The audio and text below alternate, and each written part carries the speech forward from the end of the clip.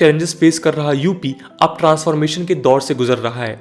UP आज India की third largest economy है बाई जीडीपी और सिर्फ महाराष्ट्र और तमिलनाडु से पीछे है। आज यूपी लगभग $256 बिलियन इंडियन जीडीपी में कंट्रीब्यूट करता है। इसके अलावा यूपी पिछले 10 सालों में 10.59% क्यूमुलेटिव ग्रोथ रेट से ग्रो किया है, जो एक अचीवमेंट है। यूपी के सडन चेंजिंग इकोनॉमिक सिनेरियो में शायद सबसे मेजर रोल है उसके राइजिंग सर्विस सेक्टर का।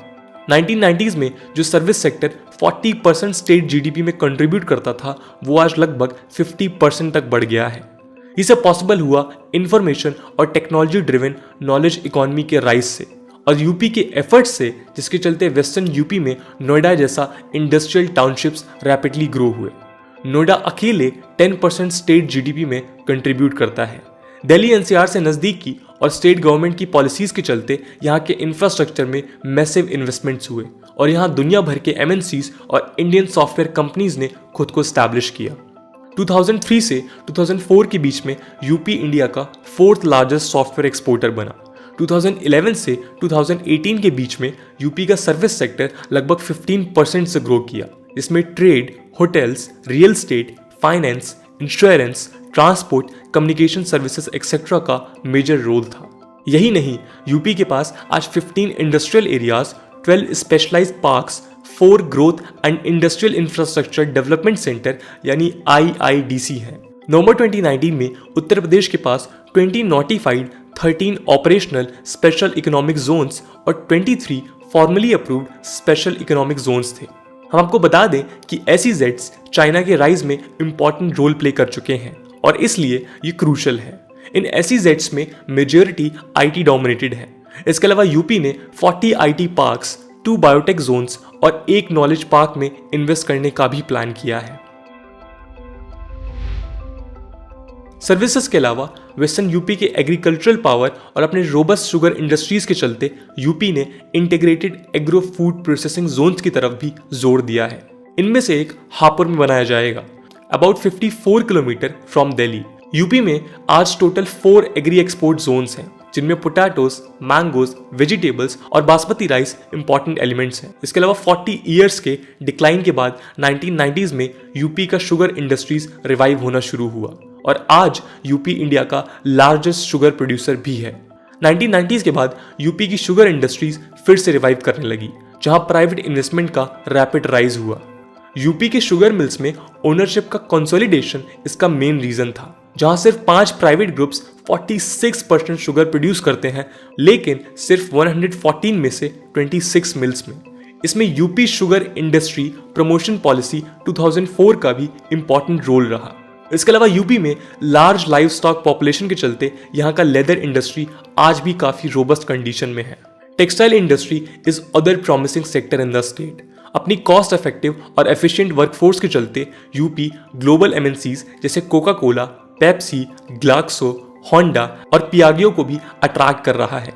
इसके अलावा कनेक्टिविटी के मामले में भी पिछले दशक में यूपी में मेजर ट्रांसफॉर्मेशंस हुए हैं, जो सप्लाई चेन को देश के साथ जोड़ने का काम कर रहे हैं। 2012 में यमुना एक्सप्रेसवे ऑपरेशनल हुआ और उसके बाद आगरा लखनऊ एक्सप्रेसवे 2018 में शुरू हुआ। अब 4 और एक्सप्रेसवेज आने वाले हैं, जिसमें 340 किलोमीटर लंबा पूर्वांचल एक्सप्रेसवे, 296 किलोमीटर का बुंदेलखंड एक्सप्रेसवे, 91 किलोमीटर का गोरखपुर लिंक और 594 किलोमीटर का गंगा एक्सप्रेसवे इंक्लूडेड है। इंफ्रास्ट्रक्चर में कई दशकों तक पिछड़ा हुआ यह स्टेट अब एक साइलेंट ट्रांसफॉर्मेशन की तरफ बढ़ रहा है। इसके अलावा टूरिज्म भी यूपी का नीश है, जहां सबसे ज्यादा डोमेस्टिक टूरिज्म देखा गया है। इसमें सबसे ज्यादा रोल ताजमहल, आगरा फोर्ट और फतेहपुर सीकरी जैसे आर्किटेक्चरल वंडर्स, प्रयागराज में होने वाले कुंभ फेस्टिवल, वाराणसी के टेम्पल्स और रिलीजियस गैदरिंग्स और सारनाथ जैसे हिस्टोरिकल साइट्स का है। 2019 में उत्तर प्रदेश में 535.8 मिलियन डोमेस्टिक टूरिस्ट और 4.74 मिलियन फॉरेन टूरिस्ट विजिट करने आए थे। पावर जनरेशन प्रोजेक्ट में भी यूपी काफी इंप्रूव कर रहा है, स्पेशली 1990s में हुए पावर सेक्टर रिफॉर्म्स के बाद, जिसमें वर्ल्ड बैंक ने क्रूशल रोल निभाया था। जनवरी 2019 में उत्तर प्रदेश का installed power generation capacity of 25,000 megawatt तक था और ये पिछले सालों में लगातार ग्रो कर रहा है। दोस्तों, इन सब कारणों के चलते यूपी शायद अब एक राइजिंग स्टार की तरह देखा जा सकता है। अपनी ह्यूज पॉपुलेशन और इमेंस डेमोग्राफिक डिविडेंड के चलते उसके पास एक अपॉर्चुनिटी है कि वो इसे टैप कर अपने ग्रोथ को इम्प्रूव करे। उत्तर प्रदेश में पिछले 15 सालों में पॉलिटिकल स्टेबिलिटी भी रही है, स्पेशली मायावती के 2005 में पावर आने के बाद, और उसके बाद अखिलेश यादव और फिर योगी आदित्यनाथ। इन गवर्नमेंट्स के एफर्ट्स के चलते ही शायद आज यूपी फूड ग्रेन्स का लार्जेस्ट प्रोड्यूसर है। जैसे 2016 से 2017 के बीच में इंडिया के टोटल फूड ग्रेन प्रोडक्शंस में 17.83% कंट्रीब्यूट किया था। लेकिन कई चैलेंजेस अभी भी हैं जिनके लिए एक कॉम्प्रिहेंसिव पॉलिटिकल एफर्ट की जरूरत होगी। फॉर एग्जाम्पल, एनसीआरबी के डेटा के हिसाब से 2019 में यूपी में क्राइम अगेंस्ट वुमेन 4 सालों में 28% राइज हुआ था। ये क्राइम रेट्स शेड्यूल कास्ट और शेड्यूल ट्राइब्स के अगेंस्ट भी बढ़े हैं। इसके अलावा वहां सबसे मेजर चैलेंज है inequitable distribution of growth regionally और अक्रॉस कास्ट, क्लास और जेंडर लाइंस। द मिंट के हिसाब से लार्जेस्ट पॉपुलेशन प्रेशर के चलते भले ही यूपी इंडिया की 3rd लार्जेस्ट जीडीपी है, लेकिन उसकी पर कैपिटा जीडीपी नेपाल जैसी है, जबकि महाराष्ट्र की पर कैपिटा जीडीपी वियतनाम जैसे फास्ट ग्रोइंग इकोनॉमी जैसी है। एसबीआई रिसर्च के हिसाब से यूपी 27 सालों में ह्यूमन डेवलपमेंट इंडेक्स में अपनी रैंकिंग इंप्रूव करने में लार्जली असफल रहा है। लेकिन इस रिसर्च के हिसाब से यूपी का compound annual growth in human development index 17% के रेट से हुआ है, जो एक अच्छा संकेत है, और शायद यूपी अपनी रैंकिंग को आगे इंप्रूव भी कर पाएगा।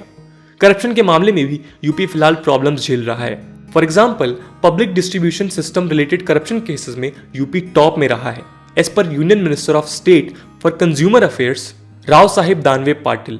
अगर यूपी इन एरियाज में एक यूनिफाइड अप्रोच के साथ काम करता है यूजिंग न्यू टेक्नोलॉजिकल इनोवेशंस और पब्लिक एडमिनिस्ट्रेशन प्रैक्टिसेस, तो शायद आने वाले समय में ये देश का सबसे बड़ा राज्य एक मिसाल बन के उभरेगा। दोस्तों, कैसा लगा आपको यूपी की ग्रोथ को लेकर